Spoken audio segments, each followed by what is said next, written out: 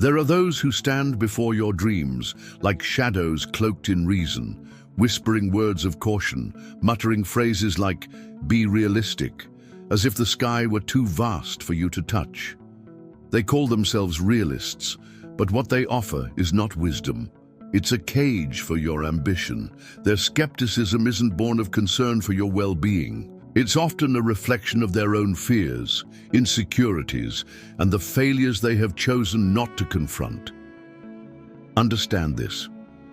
When someone undermines your aspirations, they are not merely doubting your dreams. They are doubting the force of life itself, the very essence of what makes us human, the relentless drive to transcend, to strive for the extraordinary, to create what does not yet exist. Marcus Aurelius said, "The impediment to action advances action. What stands in the way becomes the way." These so-called realists become that impediment, but they are not walls, they are mirrors, revealing the limits they have placed on their own lives. You must see them for what they are, not villains, but prisoners of their own limited imagination. Nietzsche would remind us that such people cling to the safety of their mediocrity because it spares them from the terror of daring to be great. To them, your courage is a threat, your aspirations a reminder of the courage they lack. Their skepticism is not advice, it's a plea for you to stay as small as they have allowed themselves to be. But your dreams, your vision, are not for them to judge. They belong to you alone. Dreams are fragile at first, like saplings breaking through the soil, but they possess the power to grow into something vast and unshakable if nurtured with conviction. And so, when someone cloaks their doubt in the guise of realism, do not argue with them. Let their words pass through you like a wind that neither chills nor moves you.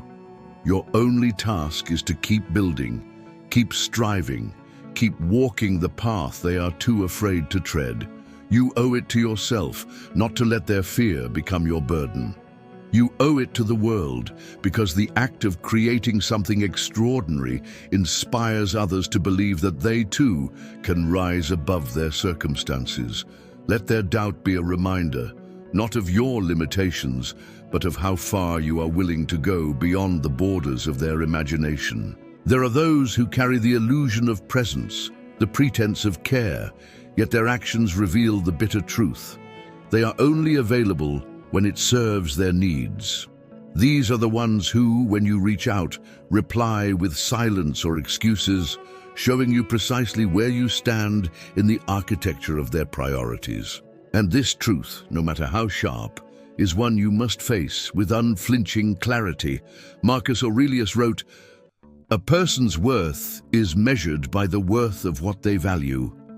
If someone values their convenience over your connection, what does that tell you? They may dress their neglect in the robes of busyness, yet their absence speaks louder than any justification. It is not time they lack, but the will to see your needs as worthy of their attention. Nietzsche would call this a failure of courage, a refusal to step into the reciprocity that true relationships demand, a cowardice hidden behind the facade of a crowded schedule. But here is where you must pause and ask yourself not about their shortcomings, but about your own boundaries. Why do you persist in knocking on a door that rarely opens? Why do you invest your energy in a bond so one-sided it drains rather than nurtures? The world is vast, and there are those who would meet your needs with open hands and willing hearts. Yet too often, we cling to the familiar, even when it diminishes us, because we fear the solitude of letting go. There is no shame in recognizing that someone's priorities do not include you. It is not a reflection of your worth, but of their capacity, or lack thereof, to engage in genuine connection. When someone is absent in your moments of need, they reveal the fragility of their commitment. And here lies your power.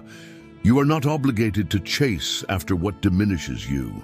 Relationships, at their core, are not transactions, but sacred exchanges. If someone cannot meet you halfway, then perhaps it is time to stop walking their road.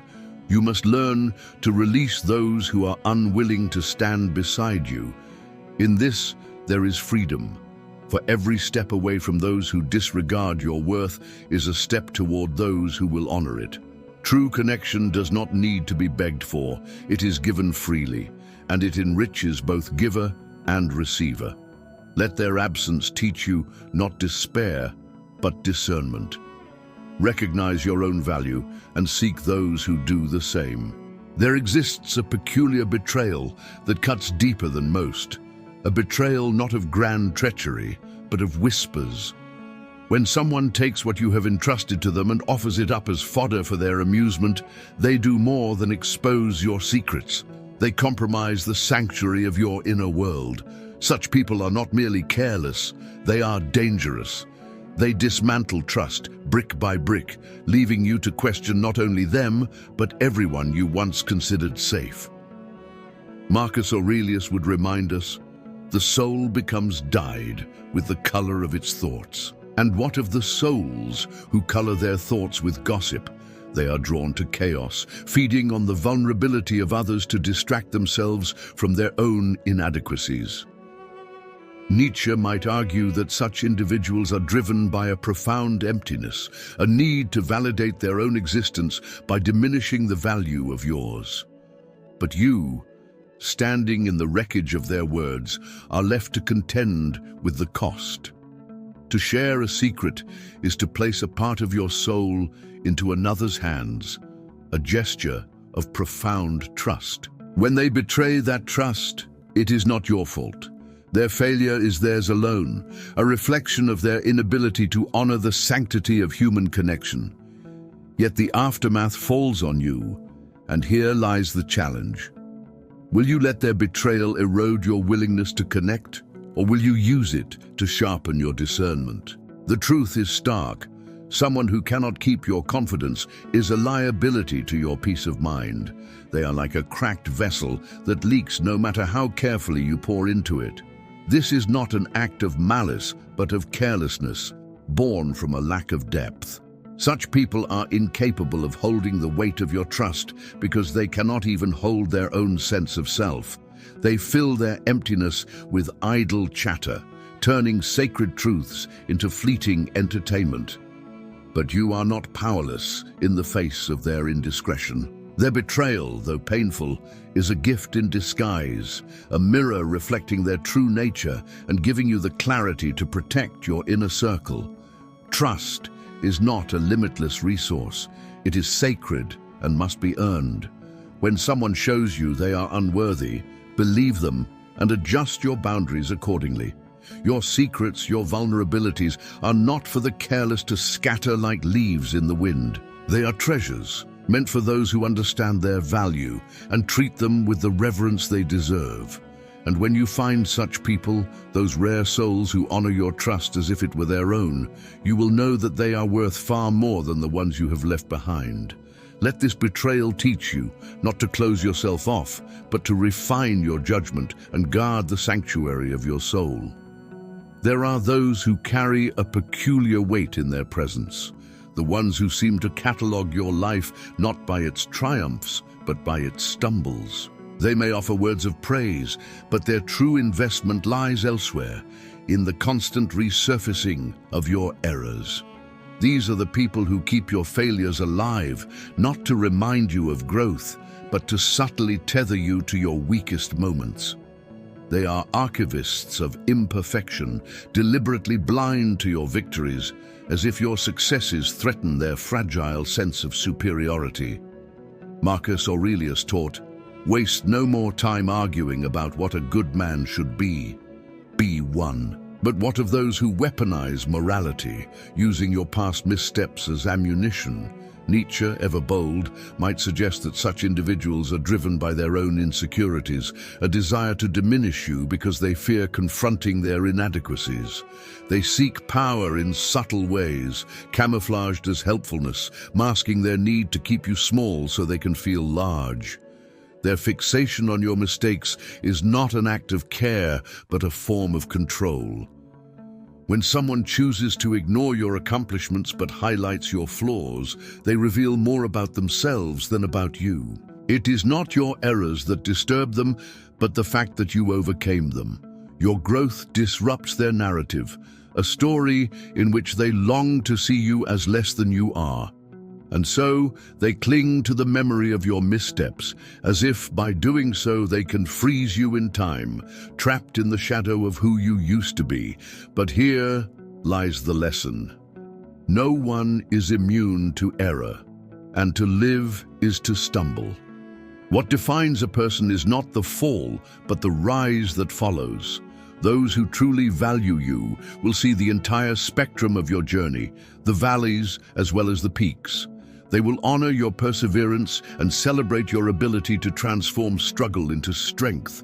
Their acknowledgement of your growth is an act of love, not a threat to their own sense of self. It is essential to recognize these archivists of error for what they are, a distraction from your forward momentum. They serve as a test, a challenge to see whether you will internalize their narrative or reject it in favor of your truth.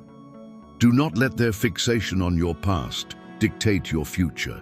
To dwell on mistakes is to stagnate, but to learn and evolve from them is to step into your power. You are not defined by the moments you faltered, nor by the opinions of those who cling to them. Your life is a continuous story of growth, and each chapter deserves to be read in full, not reduced to a single misstep. Surround yourself with those who read your story with open eyes, who see your resilience and recognize your potential. Leave behind those who cannot see past your mistakes, for they are blind to the brilliance of who you are becoming. When someone dismisses your emotions with the casual cruelty of "it's not important," they are not merely ignoring your words, they are denying the very essence of your humanity. Your feelings, whether born of joy or pain, are the signals of your inner life, the voice of your soul speaking its truth. To undermine them is to attempt to silence you, to declare that your perspective, your experience, does not matter. And what then is a relationship built on such dismissal? Nothing more than a hollow shell, devoid of the depth that true connection demands. Marcus Aurelius might remind us that the universe is change, our life is what our thoughts make it. And emotions, the raw material of our thoughts, shape the way we navigate that ever-shifting universe. To be told that these emotions are irrelevant is to be robbed of the compass that helps us find our way through the chaos of existence. Nietzsche would go further, suggesting that those who dismiss the feelings of others do so not from strength, but from a profound fear of confronting their own vulnerability. They diminish you to avoid facing the fragility within themselves. But you must not accept this dismissal. Your emotions, whether rational or not, are valid because they are yours. They are the currents beneath the surface, steering you toward growth, resolution, and understanding. A person who truly values you will recognize this. They will listen, not to solve or fix you, but simply to witness your reality and honor it. That is the foundation of any meaningful connection, not agreement, but acknowledgement. Those who devalue your feelings often reveal their limitations. They are unwilling or perhaps unable to hold space for anyone beyond themselves. They deflect, they minimize, they move on, leaving you to carry the weight of your emotions alone. And yet, this too is a gift, though it may not seem so at first. Their dismissal teaches you where your energy is wasted, where your vulnerability is met with emptiness instead of empathy. You deserve more. You deserve relationships that nurture, not negate, that hold you in your moments of doubt and celebrate you in your moments of triumph. Surround yourself with those who see the value in your emotions, even when they do not fully understand them. These are the people who will walk with you through the storms of life, not because they can calm the winds, but because they respect the journey. Let those who dismiss your feelings fall away. Their inability to engage with your emotional world is not your failure, it is theirs. Your task is to protect the sanctity of your inner life, to guard it fiercely and share it only with those who are capable of cherishing it. For your emotions are not just important, they are the lifeblood of your existence. And to ignore them is to ignore the essence of what makes you, you. There is a particular cruelty in the art of guilt, when someone places the weight of their failures, missteps, or dissatisfaction squarely on your shoulders. This is no accident, no innocent miscalculation. It is a deliberate act of manipulation, a cunning evasion of responsibility.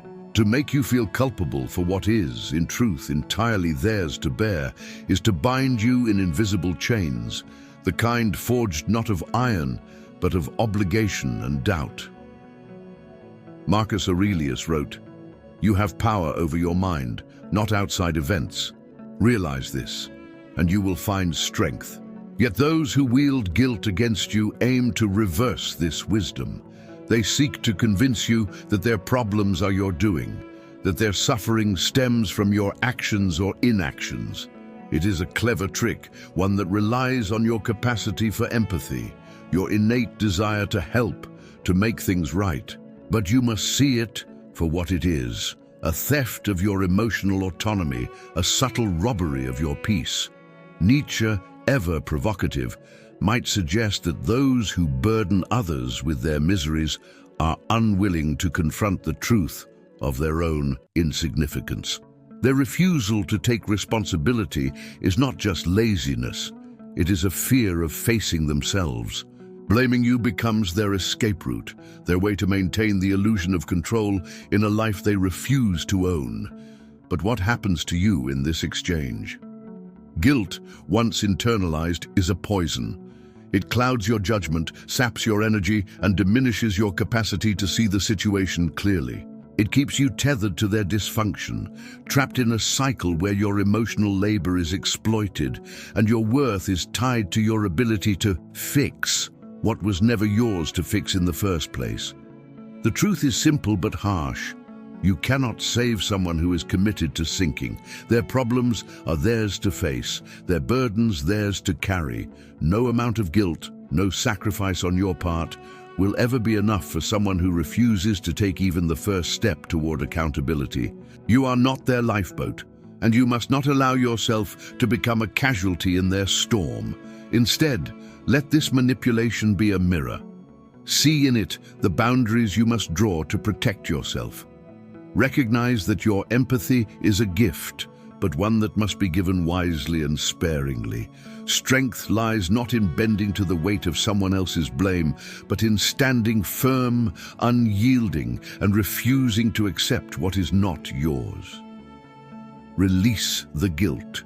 Return the responsibility to its rightful owner. And remember, as Marcus Aurelius might remind you, waste no more time arguing about what a good person should be.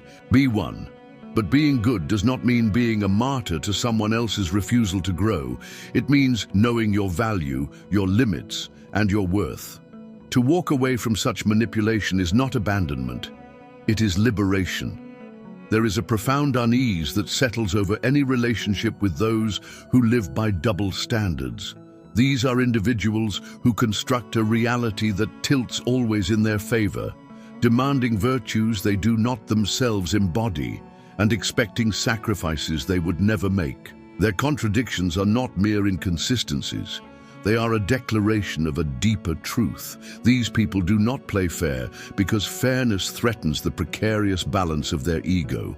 Marcus Aurelius might have observed such people with a quiet, detached wisdom, reminding us, waste no energy fretting about what others do or fail to do. Focus on your own virtue.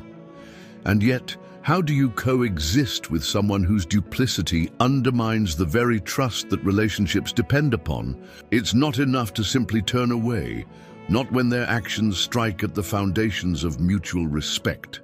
Nietzsche, always the provocateur, would likely say that those who live by double standards are afraid, not of being caught, but of being revealed. Their two-faced nature is not a mark of cleverness, but of fragility. To demand honesty while weaving lies, to crave respect while showing none, is to build a life on sand. They cling to the illusion of superiority, even as the weight of their contradictions pulls them under. But what does this duplicity do to you? It breeds confusion, sows doubt, and undermines your ability to trust, not just them, but yourself. When someone's words and actions diverge so sharply, they force you into a constant state of vigilance, always questioning, always second-guessing. It is exhausting, corrosive, and deeply unfair. Yet this too is part of their game, to keep you so preoccupied with their shifting truths that you fail to see the larger pattern. The key to understanding these people is this: they live by double standards, because single standards would hold them accountable. And accountability is the one thing they cannot tolerate. To demand it is to shine a light on their hypocrisy, to call their bluff. But beware, such a confrontation rarely leads to change. Those who thrive on double standards are adept at deflection, skilled at turning any challenge into further proof of their victimhood. So, what is to be done? You cannot force integrity on someone who does not value it, but you can reclaim your own peace by stepping away from their web of contradictions.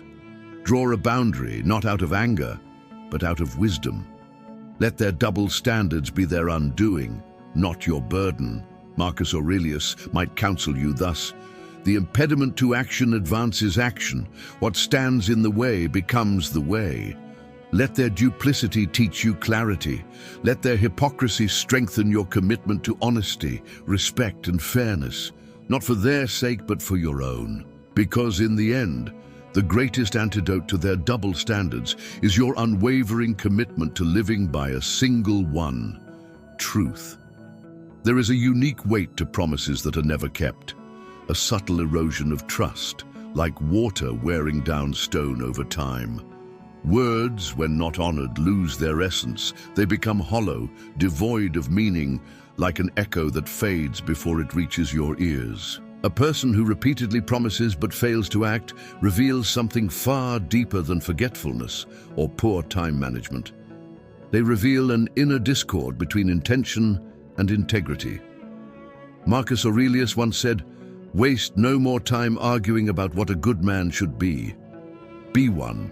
And herein lies the key to understanding those whose promises dissolve into nothingness. They speak of future actions to appease the present moment, to buy themselves time or goodwill without the conviction to follow through. They live in a paradox, offering hope while planting seeds of disappointment, leaving you questioning not just their reliability, but your own patience. Nietzsche might view these individuals as reflections of a deeper existential struggle.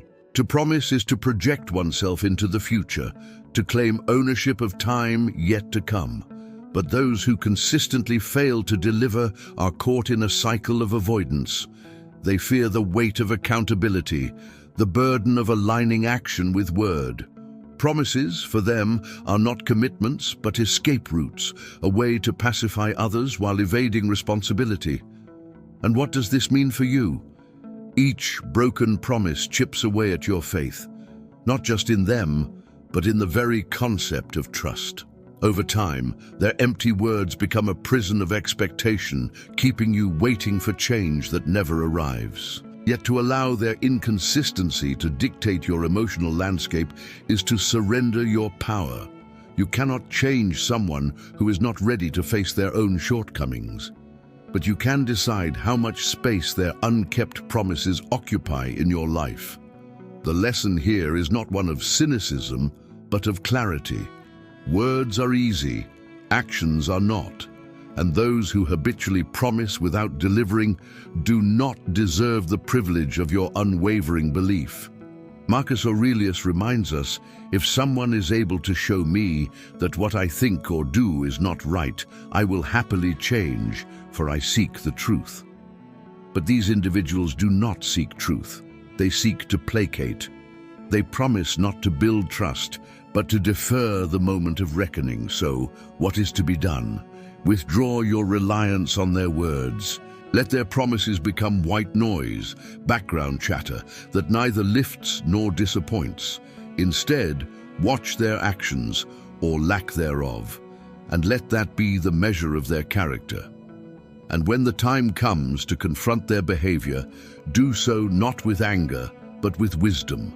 making clear that trust is not a gift, but a contract, one they have chosen to break. In this, you reclaim your power. You rise above the frustration of their inaction, grounded in the certainty that your life is too valuable to be shaped by broken words. Nietzsche would applaud this stance, for it reflects a will to power, not over them, but over your own response.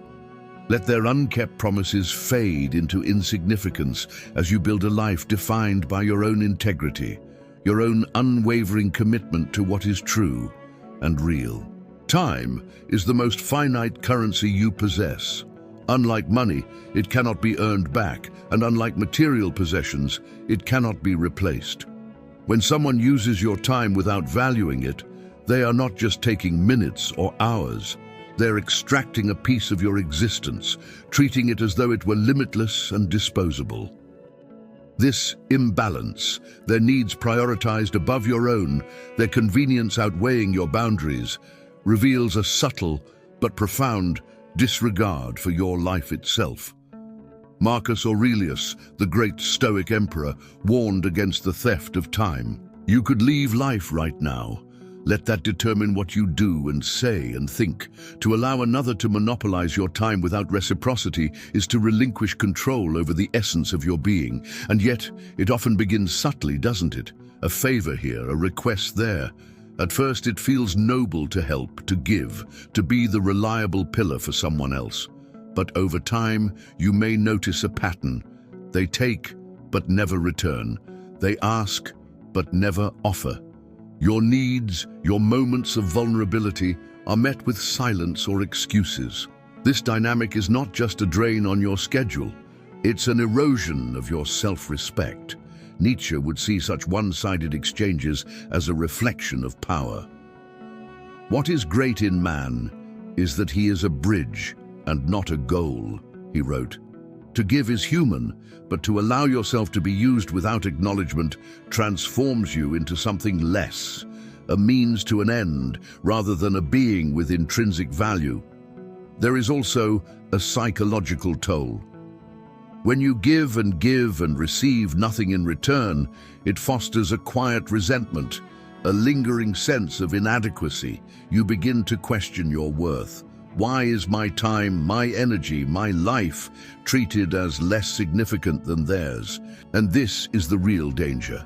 Not just the lost hours, but the doubt that creeps into your soul. But here lies your power. Recognition. The first step is to see this imbalance for what it truly is. It is not an accident or oversight. It is a pattern of behavior that reveals their priorities. They value what you can do for them, not who you are. And so you must reclaim your time with the same gravity that Marcus Aurelius urged us to face death.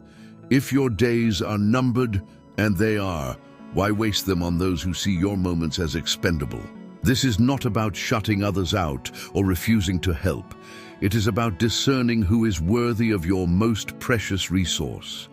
Relationships should be mutual bridges, not one-way streets. When you set boundaries, when you politely but firmly reclaim your time, you send a message, not just to them but to yourself, that you are not a tool or an afterthought. You are a being of immense worth, and your time is a reflection of that. The next time someone pulls at your minutes without appreciation, remember this: your time is your life, and your life is a finite masterpiece. Let only those who respect its value be part of it. Those who shape their actions to fit the moods of the crowd are masters of fluidity, but it is a fluidity born of weakness, not strength. When you are constantly adjusting yourself to the whims and whimsies of others, you surrender your own identity. What do you become when your thoughts, your actions, your feelings are contingent upon external approval or the shifting tide of popular opinion?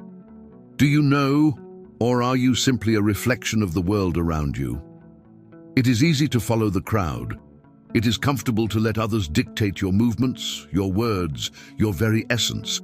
But this is not the way of the strong. The best revenge is to be unlike him who performed the injustice. Marcus Aurelius reminds us, To let your sense of self be dictated by the changing winds of the crowd is not only a betrayal of your own soul, but a slow erosion of your personal power. These people, these chameleons, may seem to fit into any situation, but at what cost?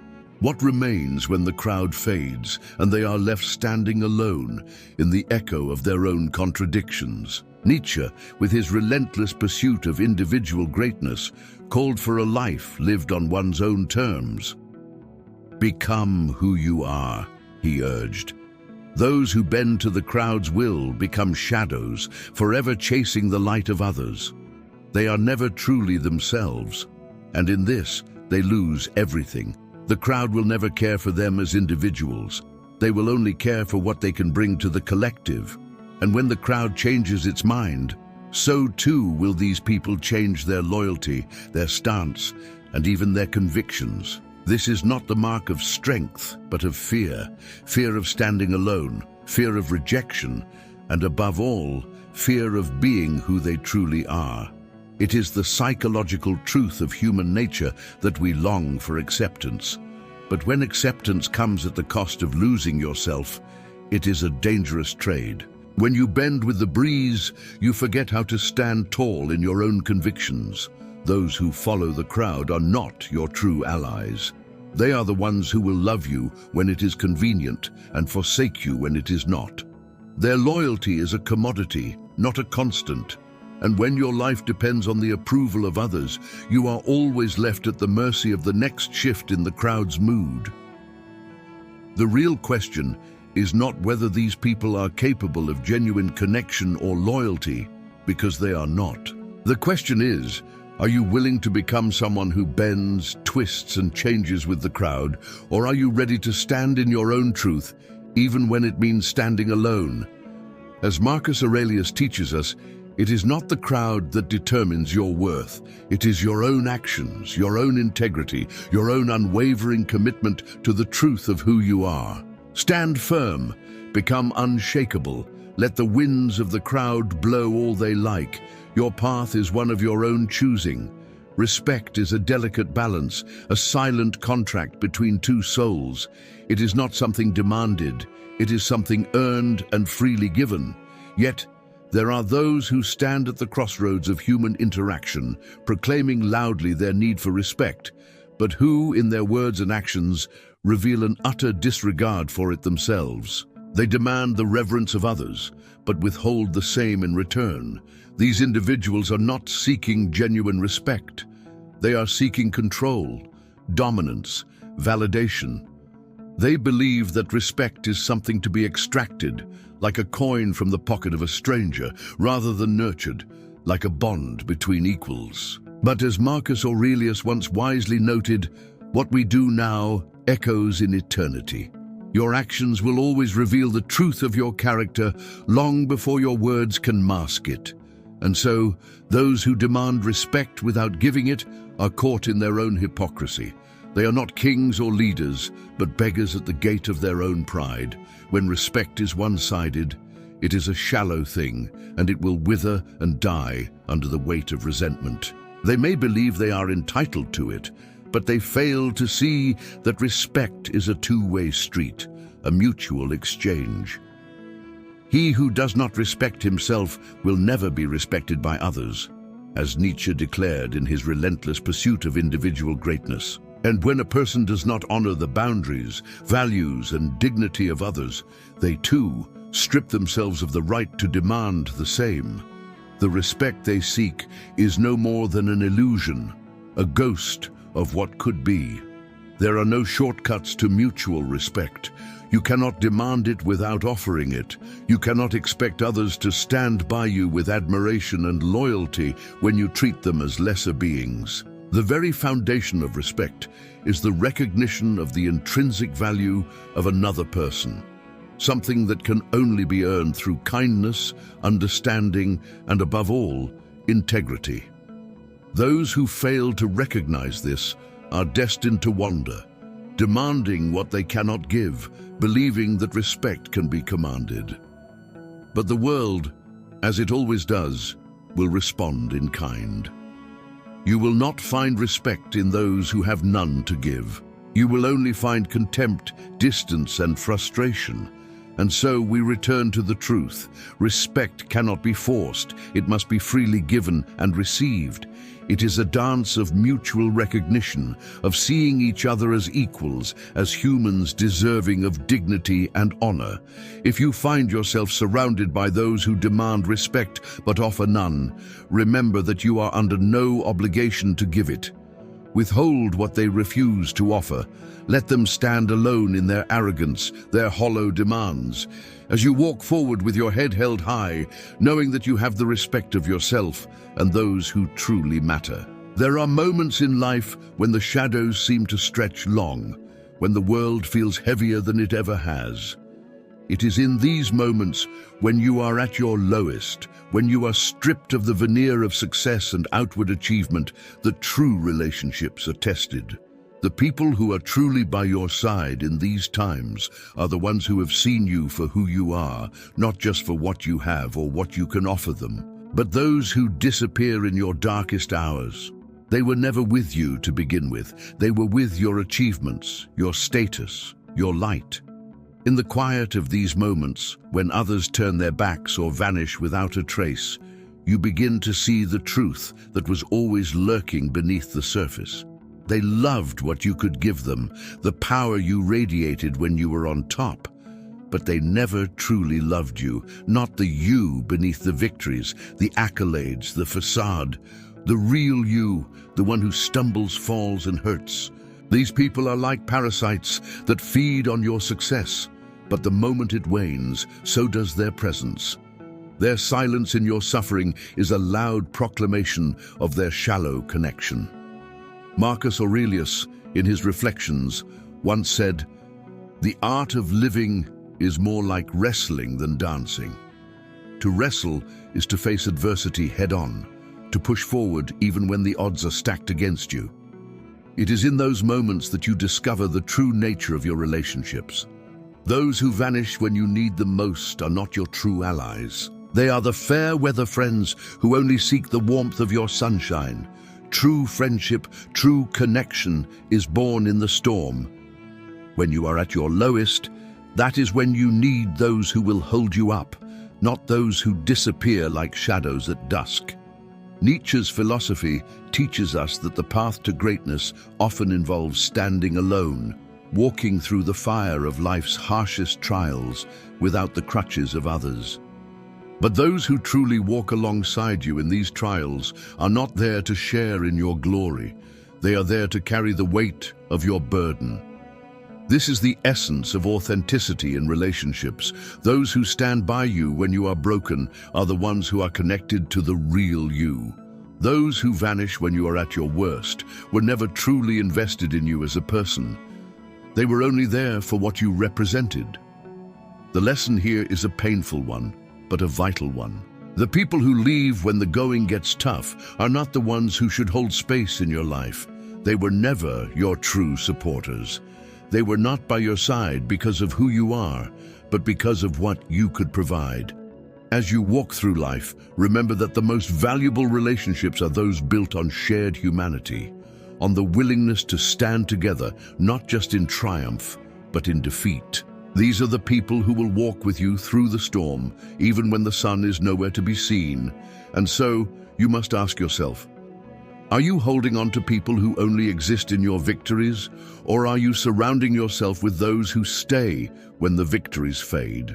The answer will tell you who is truly worthy of your trust, your time, and your energy.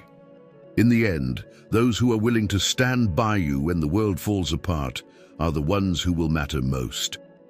As you reflect on the types of people who don't deserve your trust and respect, remember this: true value lies not in what others can take from you, but in what they are willing to give when it costs them something. Protect your energy, your peace, and your time. Reserve them for those who show up not just in your victories, but in your struggles. May you find the strength to walk away from the toxic and the wisdom to surround yourself with those who uplift and respect you, both in light and in darkness. Keep your integrity and never settle for less than you deserve.